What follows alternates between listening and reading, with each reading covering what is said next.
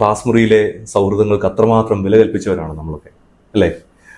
പക്ഷേ കഴിഞ്ഞ ദിവസങ്ങളിലൊക്കെ നടന്ന സംഭവം എന്നെ വല്ലാതെ അസ്വസ്ഥപ്പെടുത്തുന്നുണ്ട്.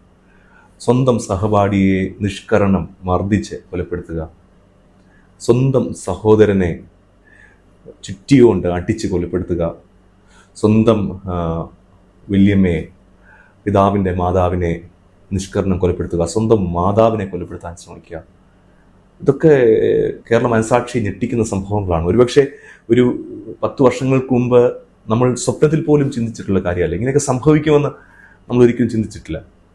ചില പാശ്ചാത്യ രാജ്യങ്ങളിലൊക്കെ ക്ലാസ്സിൽ തോക്കുമായി പോയി സഹപാഠിയെ വെടിവെച്ച് കൊന്നു എന്നൊക്കെ നമ്മൾ 10 വർഷം മുമ്പ് വായിച്ചപ്പോൾ നമ്മൾ ഒരിക്കലും പ്രതീക്ഷിച്ചില്ല അത് നമ്മുടെ കൊച്ചു കേരളത്തിൽ ഇത് സംഭവിക്കുമെന്ന്.